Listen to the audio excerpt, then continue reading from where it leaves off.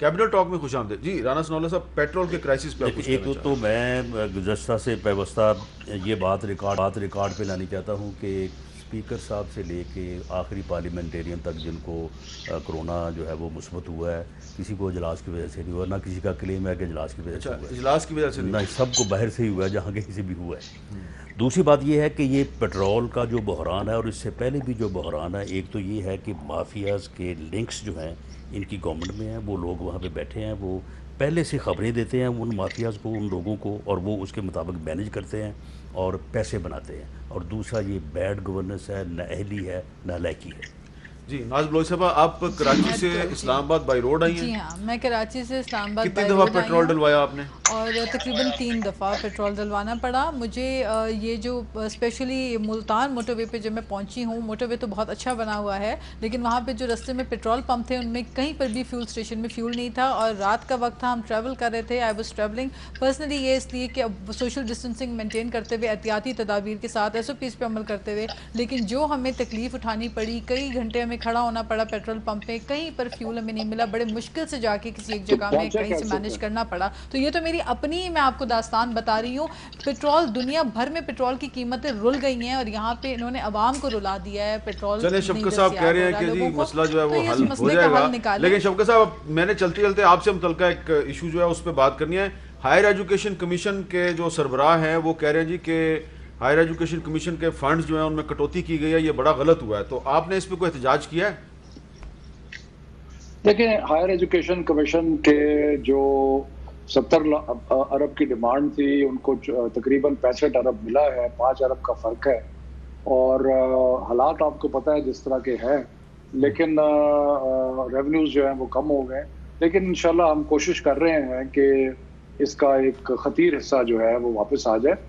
اور ابھی تو یہ دیکھیں نا, بجٹ کی ایک اناؤنسمنٹ ہوتی ہے, ایک سلیکشن ہوتی ہے, فائنل تو فائنانس بل میں آتا ہے. اور ہماری کوشش ہے کہ حفیظ شیخ صاحب جو ہے وہ مہربانی فرمائیں, اور وہ جو 5 ارب کی کمی ہوئی ہے وہ اس کو دوبارہ بحال کر دیا. تو آپ نے بطور وفاقی وزیر تعلیم حفیظ شیخ صاحب سے کہا ہے کہ یہ جو ہائر ایجوکیشن کمیشن کے فنڈز میں کمی کی گئی ہے اس کو آپ ختم کریں؟ اور بالکل میں نے فائنانس کو کہا ہے, اور اس پہ ایک میٹنگ پرسوں بھی ہے, اس میٹنگ میں بھی یہ معاملہ آئے گا.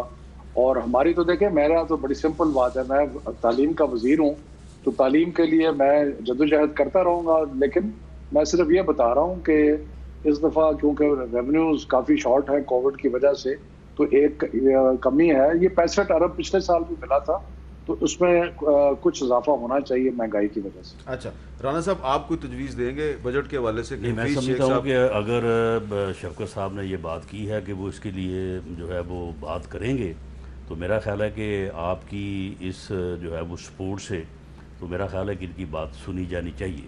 اور یہ اور آپ بھی تائید کرتے ہیں؟ شکریہ جی رانا میں صاحب. تائید کرتا ہوں کہ جو ہائر ایجوکیشن کمیشن کا بجٹ ہے وہ اگر بڑھائیں گے نہیں تو بڑھائیں نہ, تو اگر کم سے کم اس کو جو ایز لاسٹ ایئر تھا اس کو رکھنا چاہیے. جی ناز دیکھیں, بلوچ میں صاحب. نہیں, ایز لاسٹ ایئر تو ہے, بلکہ ہو سکے تو ہاں اضافہ میں کریں. بھی لاسٹ ایئر آپ تو کے ہے. پروگرام کے توسط سے حکومت کو گوشگزار کرنا چاہتی ہوں کہ شفقت محمود صاحب کی التجا کو سن لیں, کیونکہ جو ملک اپنے تعلیم پہ انویسٹ نہیں کرتا, اور جو ملک کی ترجیحات تعلیم اور صحت نہ ہو, کووڈ کے معاملے کے اس دوران پینڈیمک کے صورتحال کے اندر دنیا انویسٹ کر رہی ہے ایجوکیشن اور ہیلتھ کے اوپر, ایسے میں صوبوں کا بجٹ کاٹ دیا, PSDP کاٹ دیا, سب کچھ کاٹ کے, اور ایجوکیشن کے بجٹ کو کٹ کر کے میں سمجھتی ہوں یہ یہ نیا ناانصافی ٹاپک نہ ہوگی. شروع تو کریں, میں سارے پیسے تو صوبوں کو دینے ہیں. شفقت محمود صاحب میں بالکل اس معاملے میں آپ کے ساتھ ہوں. اس میں جو ہے بجٹ میں اضافہ ہونا چاہیے, ایجوکیشن کی کمی نہیں ہونی چاہیے. جی شفقت محمود صاحب, ویسے اوورآل آپ کا کیا خیال ہے کہ اوورآل جو بالکل. ایجوکیشن کا بجٹ ہے یہ انف ہے, مناسب ہے؟ دیکھیں مناسب, اگر آپ مجھے کہیں کہ کبھی بھی جتنی ہماری ریکوائرمنٹ ہے ایجوکیشن میں, جتنا ہمارا ایجوکیشن کا پچھلے 70 سال میں لاپرواہی ہوئی ہے, جس طرح تقریباً 2-2.5 کروڑ بچہ جو ہے وہ اسکول میں نہیں ہے, جس طرح کہ لٹریسی ریٹ جو ہے وہ 60% ہے, تو ہمیں نصیحت قوم سوچنا چاہیے کہ 72 سال کے بعد اگر ہم اس مقام پہ کھڑے ہیں تو یہ ایک لمبا دراز سلسلہ ہے لاپرواہی کا, اور اس کو ہم ٹھیک کر رہے ہیں انشاءاللہ تعالی.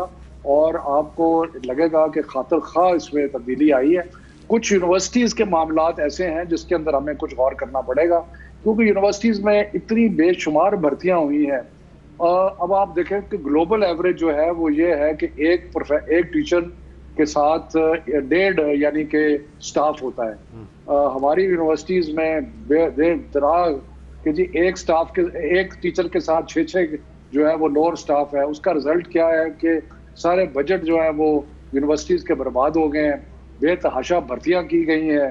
تو اس لیے میں اب اس ڈیٹیل میں نہیں جانا چاہتا، لیکن ہمیں بہت ساری چیزوں کو ٹھیک کریں. بہت بہت شکریہ شفقت محمود صاحب اور انس نولہ صاحب، آپ کا بھی شکریہ، اور ناز بلوچ صاحب آپ کا بھی شکریہ. لیکن میں چلتے گزارش ضرور کروں گا حفیظ شیخ صاحب جو کہ مشیر خزانہ ہے وزیر اعظم کے، آپ سے یہ امید نہیں تھی کہ آپ ہائر ایجوکیشن کمیشن کا جو بجٹ ہے اس کو کٹ لگائیں گے، کیونکہ آپ کے بارے میں تو ایک رائے یہ تھی کہ آپ بڑے پڑھے لکھے آدمی ہیں اور آپ پاکستان کو آگے لے جانا چاہتے ہیں، اسی لیے آپ ہر حکومت میں وزیر خزانہ بن جاتے ہیں، مشیر خزانہ بن جاتے ہیں. لیکن عمران خان کی حکومت جو کہ تبدیلی کی نمبردار تھی، اس حکومت میں آ کے آپ نے ہائر ایجوکیشن کمیشن کا جو بجٹ ہے وہ کم کر دیا، جس سے کہ پاکستان کی تمام یونیورسٹیاں جو ہیں ان کی کارکردگی پہ اثر پڑ سکتا ہے. لیکن اچھی بات یہ ہے کہ وفاقی وزیر خزانہ شفقت محمود صاحب نے آپ سے یہ گزارش کیا کہ جو HEC کا بجٹ ہے وہ جتنا پہلے تھا اتنا ہی کر دیں، اگر آپ بڑھا نہیں سکتے اتنا ہی کر دیں. اور مسلم لیگ نون نے اور پاکستان پیپلز پارٹی نے بھی وفاقی وزیر تعلیم کی یہ جو گزارش ہے اس کی تائید کیا ہے. تو حفیظ شیخ صاحب ہمیں امید ہے کہ فنانس بل میں آپ ہائر ایجوکیشن کمیشن کا جو بجٹ ہے وہ دوبارہ اتنا ہی کر دیں گے جتنا پچھلے مالی سال میں تھا، اور اپنے بارے میں جو آپ کے بارے میں روز کوئی نہ کوئی غلط فہمی پیدا ہو جاتی ہے، کم از کم یہ غلط فہمی دور کر دیں کہ آپ ایک تعلیم دشمن مشیر خزانہ ہیں. اجازت دیجیے، اللہ حافظ.